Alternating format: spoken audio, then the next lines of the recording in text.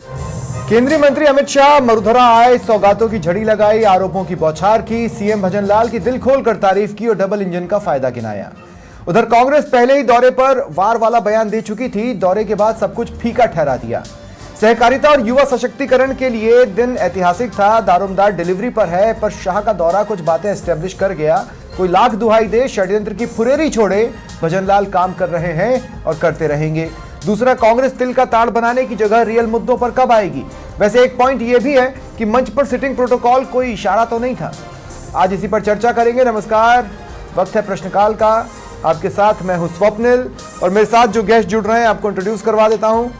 मेरे साथ हैं बीजेपी प्रवक्ता जयपाल सिंह मांडोता, कांग्रेस प्रवक्ता गोविंद पटेल और राजनीतिक विश्लेषक हेमंत भाई गोयल। आप सभी का स्वागत है समाचार प्लस पर। गोविंद भाई, मैं आपसे शुरुआत करना चाह रहा हूं क्योंकि मैं विपक्ष के नजरिए को समझना चाहता हूं। अमित शाह के दौरे को लेकर विपक्ष क्या देख रहा है? खुशी भी थी, जश्न भी मना, लगभग जश्न सी तस्वीरें आई, सब कुछ भव्य तो था, दिव्य तो था। देखिए स्वप्नल जी, सबसे पहली बात तो ये है कि अमित शाह जी आए राजस्थान, उनका बहुत स्वागत है। देश के गृह मंत्री है, आना भी चाहिए। लेकिन आज जो उम्मीद उनसे जो जनता ने लगाई थी वो उस पे बिल्कुल भी खरे नहीं उतरे। रही बात जो सहकारिता के नाम पे उन्होंने जो आज कार्यक्रम किया, जो सरकार का कार्यक्रम था, सहकारिता का मतलब क्या होता है? सहकारिता का मतलब होता है ग्रामीण जो परिवेश में लोग रहते हैं, जो ग्रामीण अर्थव्यवस्था, उसको मजबूत किया जाए। लेकिन ऐसा कुछ वहां से दिखा नहीं, वहां सिर्फ पार्टी का प्रचार दिखा, इसके अलावा और कुछ नहीं दिखा। नहीं, जो युवाओं को नियुक्ति पत्र बांटे गए या जिन चीजों का शुभारंभ हुआ है वो चीजें बुरी तो नहीं है गोविंद भाई? देखिए, मैं बुरी नहीं कह रहा, मैं कह रहा हूँ कि अच्छी बात है। लेकिन जैसे श्वेत क्रांति को लेकर आज जो है लॉन्चिंग हुई, वो लॉन्चिंग अगर धरातल पे है तो शून्य है। मुझे ये बताइए, सहकारी जो संस्थाएं हैं, जो सहकारी संस्थाएं हैं, जो वो आर्थिक रूप से संकट से, जो दुग्ध डेयरी है वो आर्थिक रूप से संकट से जूझ रही है, तो किसान को फायदा कहाँ हो रहा है? जो गोपालक है, जो पशुपालक है, उनको फायदा कहाँ हो रहा है? इस चीज का तो सरकार कुछ करे ना। भी आज उनकी स्थिति ऐसी है कि डेयरियों की जो स्थिति है वो बड़ी दयनीय और खराब है। क्यों है? उसके लिए कौन जिम्मेदार है? अच्छा। सरकार जिम्मेदार है। तो कुछ धरातल पे तो कुछ काम करे ना, कुछ काम होना चाहिए। नहीं, मैंने इसीलिए अपनी ओपनिंग में कहा था कि अब दारोमदार डिलीवरी पर है। डिलीवरी से पहले तक की सारी बातें आज परफेक्ट नजर आई हैं, कम से कम गोविंद भाई। लेकिन ठीक है, मैं एक बार अब जयपाल सिंह मांडोता के पास भी जाना चाहता हूं। जयपाल भाई, मेरा आपसे सवाल बहुत बेसिक है। मतलब आपका वही फॉर्मूला चलता है, जो सबको मिलेगा वही राजस्थान को मिलेगा। मतलब वो एक्स्ट्रा वाला तड़का राजस्थान के लिए ना बजट में लगता है ना आज के दौरे में लगा। देखिए स्वप्निल भाई, राजस्थान में दो तीन चीजें जो आज के कार्यक्रम से देखी गई कि बहुत सारे दिल के अरमा आंसुओं में बह गई कांग्रेस पार्टी। जो सपने देख रहे थे गहलोत साहब और डोटासरा जी, वो उन पे पानी फिर गया। जिस हिसाब से माननीय अमित शाह जी ने जो भजनलाल जी का कार्यकाल रहा लगभग 15-16 महीने का, उसके बारे में चर्चा की, राजस्थान की योजनाओं की चर्चा की और मुख्य रूप से जो पेपर लीक माफियाओं की जो बात की। निश्चित रूप से राजस्थान के लिए इससे बड़ी चीज क्या हो सकती है कि जो राजस्थान में लगातार 19-20 पेपर मंच इसका नहीं था ना जयपाल भाई, मंच इसका तो नहीं था। देखिए, मंच राजनीतिक नहीं था, ठीक है, अमित शाह है, उन्होंने उसको राजनीतिक बना दिया, ये बात अलग है, लेकिन मंच राजनीतिक नहीं था।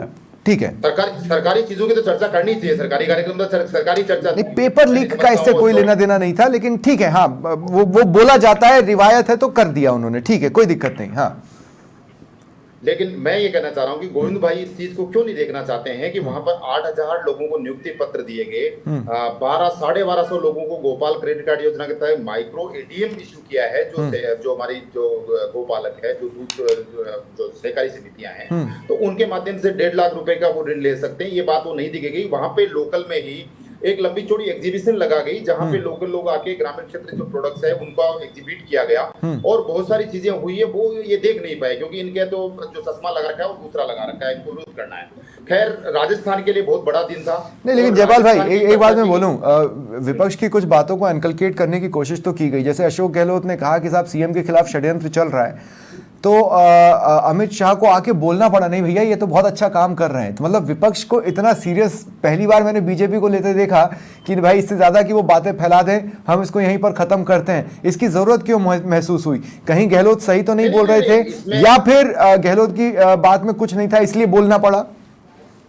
नहीं, इसमें गहलोत साहब का जो सपने थे वो सपने देख सकते हैं, मुंगेरी लाल के असली सपने। मैं तो कह रहा हूं कि राजस्थान जो सरकार ने 1.5 साल काम किया, इसको अप्रिशिएट किया गया। और निश्चित रूप से 2-3 योजनाएं जो राजस्थान के ERCP रामजी सेतु योजना हो, चाहे राइजिंग राजस्थान हो, और एक विकसित राजस्थान का जो खाका उन्होंने रखा है, नींव रखी है, इसकी चर्चा उन्होंने क्यों की जानी चाहिए। जो 1.5 साल में लोग कहते थे कि ये नो सी किए हैं, पहली बार MLA चुन के आए हैं, गहलोत साहब और डोटासरा जी गाए बगाए सोशल मीडिया के माध्यम से उनकी आलोचना करते रहते हैं, उनका अधिकार है, वो करें। लेकिन उन्होंने सिरे से इस चीज को खारिज किया कि उन्होंने 1.5 साल के दौरान अपने आप को एक अच्छा परफॉर्मेंस देके और एक विकसित राजस्थान की नींव रखी है, जो कांग्रेस पार्टी विपक्ष देख नहीं पाया। ये चर्चा उन्होंने कही। ठीक है, ठीक है। मैं हेमंत भाई गोयल आपके पास आ रहा हूं। हेमंत भाई गोयल, आज मैंने ना इसको लेकर कई जगहों पर कई लोगों को बात करते सुना है, वो क्या करेक्ट पर्सपेक्टिव होगा जिस पर अमित शाह के इस दौरे को देखा जाना चाहिए? देखिए स्वप्निल जी, अमित शाह का दौरा तो आज का बड़ा दिन है, सहकारी आंदोलन के नाम पर है, क्योंकि पहली बार देश में 2021 में ये विभाग का गठन किया गया और इसी वजह से आप देखिए अंतर्राष्ट्रीय स्तर पर सहकारिता दिवस, आज सहकारिता साल 2025 को घोषित किया गया है। ये देश के लिए गौरव की बात है। इससे पहले कभी अंतर्राष्ट्रीय संघ ने कभी सहकारिता दिवस घोषित नहीं किया, तो ये तो बड़ी बात है देश के लिए। अब आज जो घोषणाएं उन्होंने की, जो लोकार्पण किए, वो सब सहकारिता को समर्पित थे। क्या वो सहकारिता को समर्पित नहीं थे क्या? तो ये क्या बड़ी घोषणाएं नहीं थी क्या? लेकिन अब अगर आप कहते हैं कि साहब अशोक गहलोत का कोई उन्होंने जवाब दिया, नहीं दिया। अशोक गहलोत का उन्होंने कोई जवाब नहीं दिया। अशोक गहलोत साहब ने तो बेसरे पैर की बातें की, लेकिन चूंकि उनको 1.5 साल में दिखा कि साहब इन्होंने अच्छा काम किया है, तो उसकी प्रशंसा उनको लेकिन हेमंत भाई दूध का जला छाछ फूंक कर पीता है। हो सकता है कि एक नैरेटिव जैसे 2024 में कांग्रेस बना ले गई, वैसा कोई नैरेटिव सेट ना हो जाए, इसीलिए भी हो सकता है एहतियातन ये बोलने की जरूरत पड़ी हो। देखिए आज चूंकि मौसम की विपरीत परिस्थितियों के बावजूद भजनलाल शर्मा ने इतना शानदार कार्यक्रम करवाया। एक बात, इससे पहले सहकारिता का जो स्वप्न जी, हाँ गोविंद भाई 2 मिनट एक बार हेमंत भाई को बात खत्म करने लेते, फिर मैं आप ही के पास आ रहा हूँ। हाँ, इसके अलावा जो सहकारिता का जो मूल मंत्र है ना, एक सबके लिए सब एक के लिए, तो वो भी मैसेज देने का काम भजनलाल शर्मा ने किया। जब डिप्टी CM प्रेमचंद बैरवा के घर पर सरकारी आवास पर तमाम सत्ता संगठन से जुड़े लोग इकट्ठे हुए और ये मैसेज देने में सफल हुए कि सत्ता संगठन एक साथ है, कितना प्यारा वो संदेश था। तो तमाम बातें ऐसी थी। तो अब जब चूंकि इतना सारा काम हुआ है, उन्होंने कामों की फेर गिनाई अमित शाह ने, किताब पेट्रोल डीजल की दाम कम किए गए, ERCP योजना है, यमुना जल समझौता कितने सालों से लंबित था, वो भजनलाल सरकार के आते ही ये सारी चीजें हुई, तो वो तो सब उनको कहना था। इसमें कोई किसी को जवाब देने की बात नहीं है। लेकिन हाँ, अशोक गहलोत साहब को आज ये कहना पड़ गया कि मैंने जो कमेंट किया वो कैजुअल कमेंट था। आप देखिए 3 बार के मुख्यमंत्री, चर्चाएं चल रही थी और उस पर मैं कैजुअल कमेंट कर गया, ये उन्होंने कहा है आज, इसमें कोई दोहराए नहीं है। लेकिन गोविंद भाई आप कुछ कह रहे हैं कि आप गोविंद भाई कुछ जोड़ रहे हैं, मैं उसको ले लूं, उसके बाद फिर मैं सवाल आगे बढ़ाऊंगा, क्योंकि मेरे पास एक इंटरेस्टिंग सवाल है जयपाल भाई के लिए, उन्हें भी मजा आएगा। लेकिन उससे पहले गोविंद भाई आप क्या बोल रहे हैं? देखिए, सबसे पहले तो मैं हेमंत भाई गोयल ने जो अभी कहा उनको बता देना चाहता हूं कि 1964 में कांग्रेस की सरकार थी और कांग्रेस की सरकार ने राष्ट्रीय दुग्ध विकास बोर्ड का गठन किया था। इनकी जानकारी के लिए मैं दुरुस्त कर दूं, इन्होंने एक दूसरा पॉइंट बोला, सहकारिता मंत्रालय नहीं था। हाँ। केंद्र सरकार में सहकारिता मंत्रालय नहीं था। हाँ। नहीं गोविंद भाई एक पर्सपेक्टिव देखिए। गोविंद भाई, सहकारिता मंत्रालय नहीं था, इस सरकार ने 2021 में सहकारिता मंत्रालय बनाया और उस पर काम किया। आप ये तो कह सकते हैं कि जो ये बनाते हैं उसमें उन्होंने अच्छा काम किया, जो हम बनाकर गए थे उसमें खामियां थी, या तो ये खामियां दूर नहीं कर पाए या उस पर ध्यान नहीं दे रहे हैं, ये अलग बात हो जाएगी। दूसरा, ये अभी कह रहे थे कि इतनी बारिश के बावजूद भी शानदार कार्यक्रम हुआ। उस कार्यक्रम की हकीकत ये थी, इन लोगों ने 3 लाख भीड़ इकट्ठा करने का दावा किया था। 50,000 भी नहीं हो, उसमें ज्यादातर सरकारी जो कर्मचारी है उनको लाया गया था, और जो जो लाभार्थी है उनको लाया गया था। इस तरह से तो बाबा जनसभा नहीं थी ना, जनसभा नहीं थी। लाभार्थी तो आएंगे देखिए ना, ये जनसभा नहीं थी। लाभार्थी क्यों नहीं आएंगे? लाभार्थी तो आएंगे। ठीक है, देश की स्थिति ये है, ठीक है, कानून व्यवस्था, ठीक है गोविंद भाई, प्रदेश में पूरे प्रदेश में जंगल राज कायम नहीं है। ठीक है गोविंद भाई, थोड़ा सा मैं आपको रोक रहा हूं। मैं ये कह रहा हूं कि ये एक सरकारी कार्यक्रम था और इसमें सरकारी चेहरे ज्यादा थे। ये कोई पॉलिटिकल जनसभा नहीं थी जिसमें मतलब 3 लाख आम लोगों को लाना और खाली कुर्सियों से किसी चीज को नाप देना। स्वप्निल जी, आज गृह मंत्री की सुरक्षा में 15 आईपीएस और 4000 पुलिस कर्मियों को लगाया गया। ठीक है। ये अगर इतनी व्यवस्थाएं अगर प्रदेश की कानून व्यवस्था सुधारने में लगाते तो आज कानून का जो स्थिति है प्रदेश में, ये वीआईपीओ का प्रोटोकॉल तो आप ही लोग तय करके गए हैं। ये वीआईपीओ का प्रोटोकॉल आम इंसानों को मिल कहां पाता है? ये वीआईपीओ का प्रोटोकॉल तो माननीयों ने ही तय किया है, उस पर मैं क्या ही कमेंट करूं। लेकिन जयपाल भाई, मैं आपसे एक बात पूछना चाहता हूं। ये सरकारी मंच था, ये आप भी बोल चुके हैं, इस बात से मैं भी पूरी तरह सहमत हूं। इसमें भजन लाल जी को होना था, बिल्कुल है। गृह मंत्री आए थे, वो तो सेंटर ऑफ अट्रैक्शन थे, वो भी हैं। अच्छा, वसुंधरा राजे भी हैं। अब वो विधायक के तौर पे थी तो मुझे नहीं पता, पूर्व सीएम के तौर पे थी तो फिर नेता प्रतिपक्ष या पूर्व सीएम के तौर पे अशोक गहलोत क्यों नहीं थे? क्या कोई मैसेज देने की कोशिश हुई है? मतलब जो सुगबुगाहटें चल रही हैं, अलग अलग जगहों पर अलग अलग चर्चाएं चल रही हैं, क्या वसुंधरा राजे को वहां बिठाकर कोई मैसेज देने की कोशिश हुई है?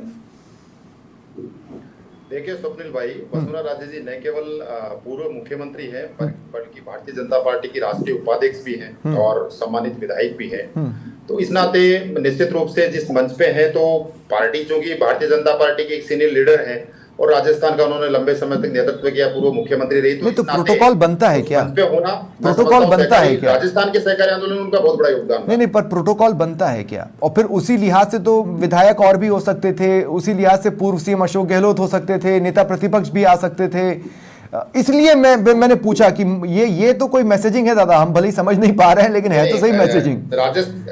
राजस्थान के प्रदेश अध्यक्ष आदरणीय मदन राठौड़ जी भी मंच पे थे। हाँ। वो पार्टी की राष्ट्रीय उपाध्यक्ष हैं, विधायक भी हैं। तो चूंकि राजस्थान की पूर्व मुख्यमंत्री भारतीय जनता पार्टी की सम्मानित नेता हैं, ठीक है, तो इसलिए मंच पे उनको बिठाया गया। मैं समझता हूँ ज्यादा बड़ा विषय नहीं है, ज्यादा बड़ा मुद्दा नहीं है, पार्टी की बड़ी लीडर है। ठीक है। अब जब इतना कुछ उन्होंने अपनी स्पीच में जोड़ाई, मतलब पेपर लीक भी वो ले आए, हालांकि मंच उस चीज का नहीं था। वो गहलोत राज की और भी कुछ चीजों को अपने बयानों में ले आए।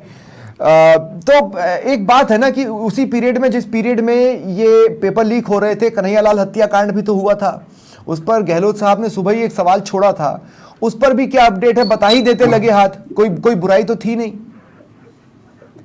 देखिए, मैं समझता हूँ वो मैटर है, अंडर सब जुडिस है और बहुत सारी चर्चाएं, और अभी एक उदयपुर फाइल्स करके फिल्म भी आई है। तो मैं समझता हूँ जो पब्लिक डोमेन में है उसकी जो प्रोसेस है, जो चल रही है, हम देख पा रहे हैं। और क्या कहां तक कार्रवाई पहुंची वो भी पूरी जानकारी में है। और होम मिनिस्टर होने के नाते जब मामला सब जुडिस है, कोर्ट के अंदर है और कोर्ट में उसमें सुनवाई हो रही है एनआईए कोर्ट में, तो उसको उसी पे छोड़ देना चाहिए। इसलिए मैं समझता हूँ उसकी चर्चा न करके, क्योंकि कोर्ट के अंदर मामला चल रहा है, हम सब उसके बारे में हम डेली पढ़ते हैं, डेली अखबारों में आ रहा है। केवल गहलोत साहब को केवल मुद्दा बनाना था, और मुद्दा इसलिए बनाना था कि अभी रिसेंटली आपने देखा कि जो आप देखिए, इसके अंदर मैं थोड़ा क्लियर कर ही देता हूँ इसको। चलो, एक छोटा मोटा मामूली केस नहीं था, इसके अंदर कट्टरपंथी इस्लामिक इंटरनेशनल नेटवर्क की जांच होनी है। केवल कोई राजस्थान पुलिस या जांच करके एक लोकल जगह पे उदयपुर में जांच करके समापन नहीं होना है। इसके अंदर नहीं, पर जिस तरह से विपक्ष में रहते हुए आपने, जिस तरह से विपक्ष में रहते हुए आप लोगों ने बिहेव किया था, या जो आपके एक्शंस थे जयपाल भाई, उसके लिहाज से कुछ तो तेजी दिखनी चाहिए ना। कि आखिर इंसाफ कितना लंबा इंतजार करेगा? मतलब इस पीरियड में एक फिल्म भी बन गई है, पर इंसाफ नहीं आया है ना? ये अपने आप में बिल्कुल इसमें इंसाफ होना चाहिए। एनआईए को दिया गया, केंद्र सरकार ने इसको इमीडिएट अपने हाथ में लिया। ठीक है, एनआईए के मामला है, अभी जो डिले हुआ है इसके अंदर गवाह है 166 150 से ज्यादा गवाह है। ठीक है, अभी मैं आपको जानकारी लेके बता दूं कि रिसेंटली अभी यहाँ पर जो एनआईए का विशेष जज होता है वो वहां पर नहीं था, वो अभी नियुक्त हुए हैं। हाँ ठीक है गोविंद पटेल जी। लेकिन मेरा एक सवाल गोविंद पटेल जी, और उसके बाद फिर हेमंत भाई गोयल के पास में जाऊंगा। गोविंद पटेल जी, मैं ये कह रहा हूं कि ये मालूम, जैसे अशोक गहलोत कभी भजन लाल पर फुरेरी छोड़ देते हैं, कभी कुछ फुरेरी छोड़ देते हैं। उस पर उतरकर वो कुछ करने को राजी दिखते नहीं, उस पर उतरकर कांग्रेस भी कुछ करने को राजी होती नहीं। टीवी डिबेट्स में गोविंद पटेल जी या दूसरे कांग्रेस प्रवक्ता है वो कुछ कुछ बोल देते हैं, लेकिन उस पर कांग्रेस कुछ करती नजर आती नहीं।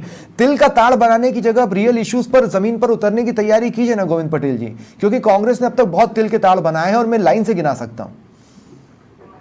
देखिए सुप्रीम जी, कांग्रेस जनहित के मुद्दे उठा रही है, इसमें कोई दो राय नहीं है। अच्छा। और हम लोग प्रदेश की जनता के हित की बात कर रहे हैं। और आज हमने हमारे पूर्व मुख्यमंत्री जी ने या हमारे प्रदेश अध्यक्ष गोविंद सिंह डोटासरा जी ने जो सवाल पूछे हैं, जो सवाल सत्ता पक्ष से किए हैं, वो सारे प्रदेश के हित के सवाल है। तो इसमें इस तरह की कोई बात नहीं है कि कोई तिल का ताड़ बनाने वाली जैसी कोई स्थिति नहीं है। नहीं, भजनलाल के खिलाफ षड्यंत्र हो रहा है, की बात कर रहे थे। इनके ही प्रवक्ता लक्ष्मीकांत भारद्वाज ने सुबह ट्वीट किया था कोर्ट के फैसले को लेकर, जो उदयपुर वाली घटना को लेकर जो फिल्म बन रही है उस फिल्म की रोक को लेकर उन्होंने ट्वीट किया था। उन्होंने कहा कि इस फिल्म पे रोक क्यों लगाई जा रही है। मुझे तो ये समझ में नहीं आ रहा कि ये फिल्म रिलीज हो जाएगी तो भाजपा को क्या फायदा होगा, क्योंकि भाजपा से ये तो वाली बात हो गई कि आंधी फिल्म आनी थी जिसमें वो गाना था ना कि तेरे बिना जिंदगी से कोई शिकवा तो नहीं, जिसको कांग्रेस ने रोक दिया था। वो फिल्म आ जाती तो कांग्रेस को क्या नुकसान हो जाता पता नहीं। तो हम ऐसी बातों पे न जाए, लेकिन ठीक है। हेमंत भाई गोयल, मेरा आपसे सवाल है। एक इंटरेस्टिंग पॉइंट जो बीच में दूसरी तरफ चला गया, मैंने कहा ना कि आज मंच की सेटिंग ने मुझे बहुत इंप्रेस किया है। आप विश्वास मानिए, दो तरह की अफवाहें चल रही थी, दोनों अफवाहों पर विराम लगा दिया। देखिए स्वप्निल जी, ये राजनीति में संदेश का बहुत बड़ा महत्व होता है। हाँ। जब विपक्ष के लोग इस तरह की अफवाह उड़ा सकते हैं कि तब बस अब इतना तगड़ा इंटेलिजेंस इनपुट उनको मिल गया कि सरकार जाने वाली है, सरकार के भजनलाल के खिलाफ जयपुर में, दिल्ली में इनकी पार्टी के लोग लग गए, षड्यंत्र चल रहा है। इस तरह की जैसे षड्यंत्रकारियों ने अशोक गहलोत के कान में कह दिया हो कि तब अब षड्यंत्र हो रहा है भजनलाल के खिलाफ, इनको आप सतर्क कर दो। इस तरह की बातें इतने कॉन्फिडेंस के साथ जब अशोक गहलोत कह सकते हैं तो फिर पार्टी को मैसेज तो देना था।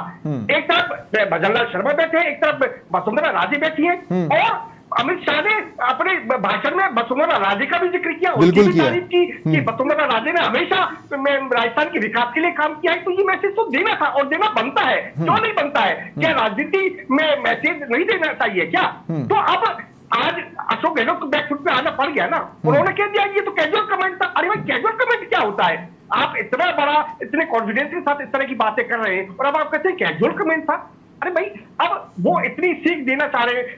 अरे भजनलाल को ये ऐसे नौसिखिया समझ रहे हैं, बिल्कुल ऐसा समझ रहे हैं कि ये तो बिल्कुल बहुत ही नौजवान आदमी है, बिल्कुल इनको जानकारी नहीं है। लेकिन उन्होंने हमेशा हर एक मौके पर साबित किया कि बहुत मैच्योर वो पॉलिटिशियन है। और अमित शाह आए हैं तो इस बात पर मोहर लग गई है कि भजनलाल सीएम हैं और रहेंगे। बिल्कुल रहेंगे लग गई। और आपको आने वाले समय में ये देखने को मिलेगा कि मदन राठौड़ की नई कार्यकारिणी भी आ रही है, सरकार का नया चेहरा भी सामने आएगा। 5 मंत्री के पद अब चाणक्य आए हैं तो सारी गोटियां फिट करके तो गए ही होंगे, इसमें कोई दो राय नहीं। चाणक्य आए हैं तो सारी गोटियां फिट करके गए ही होंगे। बहुत बहुत शुक्रिया आप सभी का मेरे साथ जुड़ने के लिए और इस चर्चा में शामिल होने के लिए। फिलहाल इतना ही, नमस्कार।